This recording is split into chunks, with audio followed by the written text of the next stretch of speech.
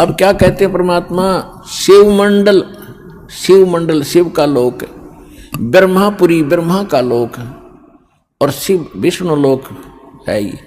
शिवमंडल ब्रह्मापुरी चाहे विष्णु लोक में हो, हमरे गुण भूले नहीं तो आण छुटाऊं तो।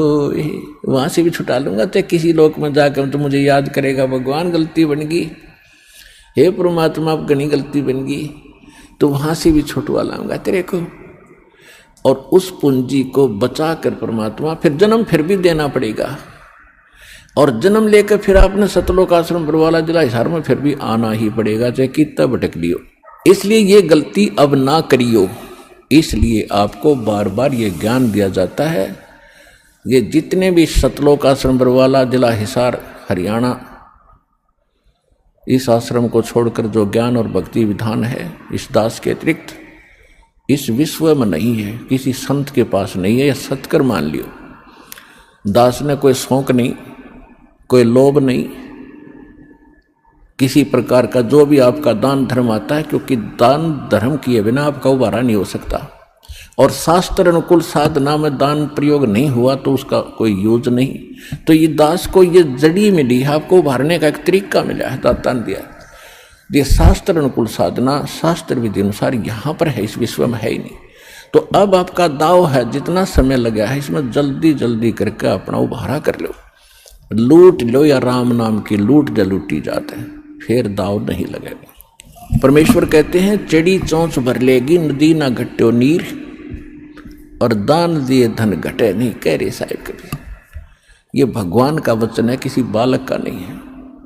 और देते को हर देत है जहां तहां से आन, और अण देवा मांगत फिरो, फिर साहिब सुने ना कान। आज एक व्यक्ति तो कार में जा रहा है और एक हाथ फैलाए खड़ा, दिए बाबा दिए बाबा दिए बाबूजी, और सब निकल जाते उसके पास से। अब ऐसा क्यों है? इंसान वो है, इंसान वो है, उसने पिछले जन्म में कोई दान कराया नहीं। और एक विधान है भगवान का कि एक मानव शरीर 84 लाख प्रकार की योनियों को भोगने के उपरांत एक मनुष्य जीवन अवश्य मिलता है, और उसमें पिछले संस्कार भी साथ होते हैं। तो उसमें पुण्य होता ही नहीं, उसका पुण्य नहीं है तो उसको दे कौन? मांगता रहे मर भटक कर दुखी होकर। तो यहाँ कहते हैं देते को हर दे, परमात्मा जिसने दान किया उसी को देता है। और जहां तहां से आन, चाहे कोई भी कारण बनावे, और अण देवा जिसने कभी दान किया नहीं, मांगत फिरो, फिर साहिब सुने नहीं कान। तो यहां जो दान आप करते हो, एक का 1000 आपको बेनिफिट होगा, 1000 गुना समझ लो, ये सत्कर मान लेना।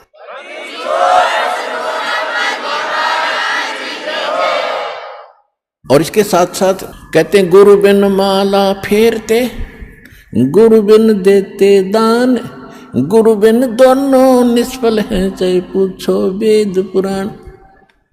और कुपात्र को दान दिया हुआ व्यर्थ है, सुपात्र यानी सच्चे संत को ही दान दे, उसका फल है। नियम हर एक चीज के। अब कई भक्त कहते हैं कि हमें कह रहा था कि आपके गुरुजी तो अन्य किसी की हेल्प करने को मना करते नहीं। हेल्प करने का स्थान होता है, जैसे फल डागी की तरह, या सूखा पड़ गया, कोई एक्सीडेंट दुर्घटना होगी, वहां मदद करो। जैसे किसी भिखारी को दान नहीं देना।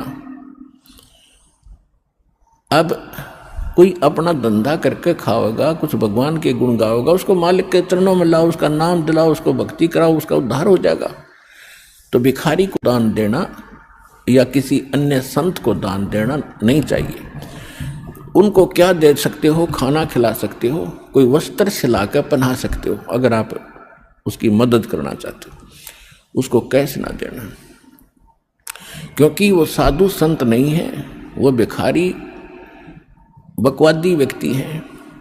अगर सारे भिखारी हो जाए फिर कमावे कौन गा? एक व्यक्ति ने एक भिखारी को 100 रुपये दे दिए। अब ये क्या करते हैं? सारी बकवाद करते हैं, शराब ये पीवें, मांस ये खावें, क्यों फ्री का मिल रहा है, और फिर सबके गधे बनेंगे, किसी कुत्ते बनेंगे, वो संस्कार और बढ़ेगा, वो वापस देना पड़ेगा। कोई वैसे थोड़ा किसी से ले लिया वो देना नहीं। कहते तुमने उस दरगाह का मैल नहीं देखा, और धर्मराज के तिल तिल का लेखा। 100 रुपये दे दिए। पहले वो पौवा पीता था शराब का, उस दिन एकदम अच्छा दाव लग गया, उसने आधा पिया। अब शराब पी कर रोज पत्नी ने कुटे, बच्चों ने कुटे, पिटाई करता था, वो दुखी थे। उस दिन आधा पी लिया, ज्यादा दिमाग खराब हो गया उसका, परिवार की पिटाई करती। उसकी पत्नी उसको सारे बच्चों को लेकर कुएं में गिर कर मर गई। आपके 100 रुपये के दान ने एक परिवार उजाड़ दिया। आपको भी पाप लग गया क्योंकि आप उसके भागी बने। तो क्या फायदा दिया उस दान में? गुरु बिन माला फेरते, गुरु बिन देते दान, गुरु बिन दोनों निष्फल हैं, जय पूछो वेद पुराण।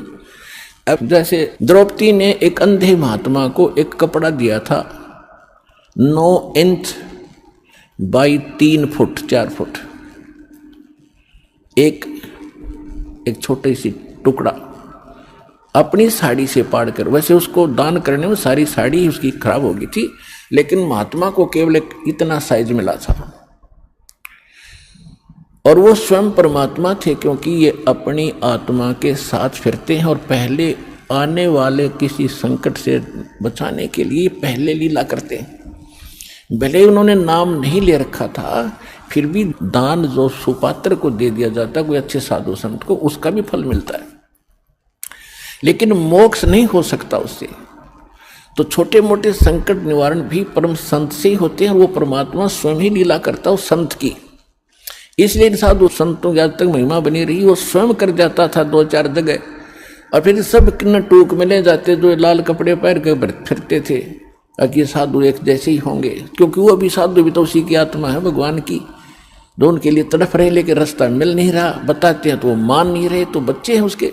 तो सभी के लिए परमात्मा समदृष्टि है, सभी का लाभ, सबके दुखों से बचाने की चेष्टा करता है। तो ऐसे द्रौपदी ने एक कपड़ा दिया था और परमात्मा ने आशीर्वाद दे दिया था, बेटी आज तने मेरा पर्दा बचाया है, मेरी इज्जत रखी है। क्योंकि वो साधु था, जल में खड़ा था, नहा रहा था, अंधा था, और कपड़ा कोई था नहीं तन पर, ओनली एक लंगोट रखता था पर्दे पर, एक लंगोट, कोई कपड़ा नहीं था। गर्मी के मौसम थे, गंगा में नाव था। स्नान करते समय उसकी वो लंगोटी भी हाथ से टूट गई, वो छूट गई। वो निवस्त्र नंगा खड़ा था दरिया में, और उससे थोड़ी सी दूरी पर जिधर से जल आ रहा था, ऊपर की साइड में एक जनाना घाट बना हुआ था बहनों के नहाने का। और राजा द्रुपद ने वो जनाना घाट दरिया पर गंगा पर बनवा रखा था, अपनी नगरी से थोड़ी सी दूरी पर वह बह रही थी गंगा। वहां पर द्रौपदी, उस राजा द्रुपद की लड़की, रोज स्नान करने जाती थी अपनी सैकड़ों सहेलियों के साथ। जब, और वो पुण्यात्मा थी, जब उसने देखा साधु संत महात्मा स्नान कर रहा है, तो उसने सोचा कि महात्मा से बात करेंगे सुबह सुबह, बड़े सौभाग्य हमारा, संत के दर्शन हुए। कहते हैं साधु दर्शन राम का मुख पर बसे सुहाग, और दर्श उन्हीं को होत है जिनके पूर्ण भाग। साधु दर्शन राम का साहिब आवे याद, और लेखे में वही समय बाकी का समय बर्बाद। फिर उसने सोचा कि संत नहा रहे हैं, मैं भी नहा लेती हूँ, फिर स्वच्छ होकर बात करेंगे। वो स्नान करके आधा घंटा में बाहर आई घाट से, क्या देखा कि महात्मा तो फिर भी जल में ही खड़े हैं। वो बाहर इसलिए नहीं आए कि मैं अंधा हूं और निवस्त्र हो गया, नंगा। और लड़कियां की आवाज सुनने लगी, तो पहले इतने पानी में था और गहरे में चला गया, इतने में कि कहीं बहन बेटियों के सामने मैं निवस्त्र नजर ना आऊं, शर्म का मारे। अब वो कुछ नहा नहीं रहा था, वो ऐसे हाथ मार रहा था, वो सोच रहा था कोई कपड़ा बहता हुआ आ जाए, मैं लपेट कर बाहर निकलूं। द्रौपदी ने देखा आधा घंटा हो गया, संत नहा नहीं रहा, कुछ खोज रहा है। फिर उसने देखा अपने ध्यान से कि महात्मा तो निवस्त्र है, ये वस्त्र बिना आवेगा नहीं, बाहर कोई वस्त्र पटड़ी पे है नहीं, ये सारा दिन खड़ा रहेगा, रात को निकलेगा, गल जाएगा भूखा प्यासा। तो लड़की ने आओ देखा ना ताओ अपनी साड़ी पाड़ी। राजा की लड़की की कितनी कॉस्टली साड़ी होती है, कीमती साड़ी, कपड़ा होगा ये विचार कर लेना। और उसने उस इतनी कीमती साड़ी और संत के लिए पाड़ कर डाल दी, एक लकीर, एक बिल हाथ की। यानी 9 इंच लगभग कोपीन आकार की और पाड़ के और 3 फुट चौड़ी लंबी पानी में डाल दी। बहता हुआ वह साथ से निकल गई, लेकिन महात्मा ने दिखाई नहीं था, लीला थी उनकी, और निकल गई। 7-8 बार ऐसी साड़ी पाड़ पाड़ के एक बिलात यानी 9-9 इंच 7-8 बार पाड़ के डाल दी, लेकिन साधु के हाथ नहीं लगी, वो साइड से निकल जाती थी, उसको दिखाई नहीं देता था। तो यह लीला भी भगवान कर रहे थे कि इसके कर्म बनाऊं, इसके कर्म बने या इसका एक कैर टूटेगा, वो बचे क्यों करे इस बेटी का। अब देखो पुण्यात्मा, लोभ लालच करे तो ऐसा करे, बेईमाना करे तो ऐसा करे। उसके साथ और भी सहेली थी, नौकरानियां थी। उन नौकरानियों को भी कह सकती थी कि एक साड़ी का टुकड़ा डाल दो महात्मा के लिए, तो एक साड़ी का 2 साड़ी डाल। उसने पता था, नौकरानी को मालूम है आज अपनी राजा की लड़की के कहने से हम थोड़ा सा टुकड़ा साड़ी का देंगे, 2 साड़ी देगी, जाते ही 2-3 धोती देगी, बढ़िया, तो वो डाल सकती थी। लेकिन उसने उनको नहीं दिया, क्योंकि उसको मालूम था कि मैं पुण्य करूंगी अपने हाथ से, मुझे मिलेगा, ये करेंगी तो इनको मिलेगा। इतना अध्यात्म ज्ञान उन बच्चों को उसमें दिया जाता था। मैं रोटी खाऊंगी मेरा पेट भरेगा, ये खाएगी इसका भरेगा। तो उसने ये बेईमाना लालच कराया। तो लोभ करे तो ऐसे करे, दान धर्म करने का स्वयं करे, अपने डट के करे और सेवा करने का। तो इसी प्रकार जब उसने 7-8 को पीन के ऐसे डाल दी, नहीं हाथ लगी, फिर उन्हें सोचा निकट न्यों नहीं जावे थी कि कहीं महात्मा को आभास ना हो जाए कि लड़की है ये जो कपड़ा डाल रही निकट आएगी, तो कहीं ये आगे को ना सरक जा दरिया की तरफ और बह जावे, मर जावे, यो तेज धार में बह के। बोल इसलिए नहीं रही थी। इसलिए उसने एक लंबी लकड़ी उठाई जंगल से, उसके फिर एक और टुकड़ा पाड़ा, फाड़ के उसके लपेटा और धीरे धीरे साधु संत के हाथ के निकट कर दिया, जहां वो ऐसे हाथ मार रहा था। जब उसके हाथ लग गया, उसने तुरंत उसको पकड़ा मजबूती से। फिर उसने देखा कि ये वैसे कोई बहता हुआ कपड़ा नहीं है, ये तो स्पेशल साइज पाड़ कर साड़ी का दिया हुआ है। और बेटी भी आस पास ही होगी। वो तो अंतर्यामी थे, लेकिन लीला जो भगवान करते हैं, जैसे 120 वर्ष धानक रूप में, जुलाई रूप में काशी में रहेगी, कोई आज तक नहीं समझ पाया वो भगवान थे। आज समझ में आ गया कि वो परमात्मा थे और हैं और रहेंगे। तो ये लीला ऐसी गजब की करता, कोई सोच भी नहीं सकता यूं भगवान है रह कैसे।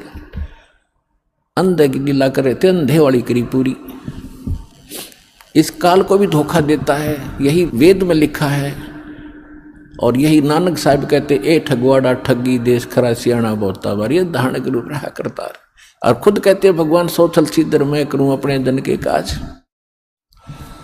तो द्रौपदी जब उसने वो टुकड़ा लिया, देखा कि हाँ ये तो किसी लड़की बेटी ने दिया है, तो कहा बेटी आज तेने मेरी इज्जत रखी है, भगवान तेरी इज्जत रखेगा और तुझे बहुत ज्यादा दे। अब उसका वचन कैसे टले, तो सुपात्र को दिया दान। इस संसार में आने वाले कैर से भी कुछ ऐसे कर्म हैं जो दान से ही कटते हैं, कुछ ऐसे कर्म हैं जो सेवा से ही कटते हैं, कुछ ऐसे पाप कर्म हैं जो आपके आरती सिमरन सत्संग सुनने से कटेंगे, कुछ ऐसे कर्म हैं जो दान धर्म करने से और हवन यज्ञ करने से कटेंगे, कुछ ऐसे कर्म हैं जो दंडोत प्रणाम से ही आपके नाश होंगे, कुछ ऐसे पाप कर्म हैं जो सिमरन से ही कटेंगे। तो हमने सारे फार्मूले अपनाने अपने अंतःकरण को दौड़ने के लिए, साफ करने के लिए। तो वो तरीके सारे के सारे आपको यहाँ मिलेंगे और पृथ्वी पर नहीं हैं। इससे आपका अंतःकरण भी साफ होगा, जिस कारण से आपको इस जीवन में भी सुख होगा और मोक्ष भी मिलेगा।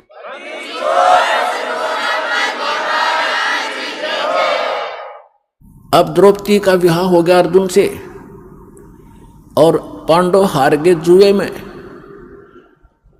और द्रौपदी को नंगा करने का प्रकरण आपने खूब सुना।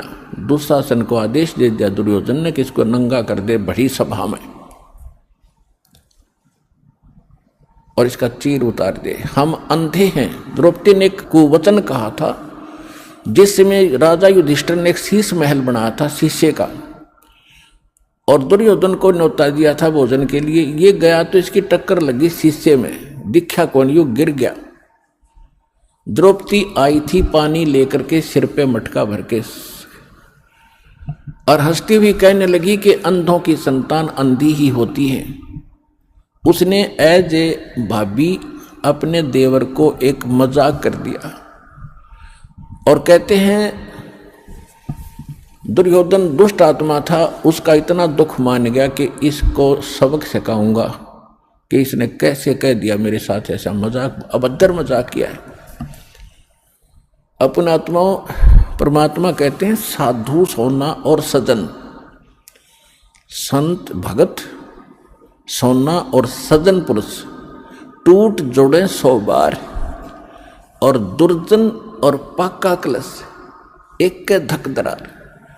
जैसे मटका होता है पका हुआ, उसको थोड़ा सा झटका लग गया, उसमें दरार आ जाएगी, क्रैक हो गया, वो दोबारा नहीं मिल सकता, 100 प्रयत्न कर लो, अलग ही पहचान रहेगी। इसी प्रकार दुष्ट व्यक्ति एक बार थोड़ा सा भी कोई बात होगी, वो कभी वैसा नहीं हो सकता, वो अपना कुबद मन में जरूर रखेगा, बकवाद करे बिना रह नहीं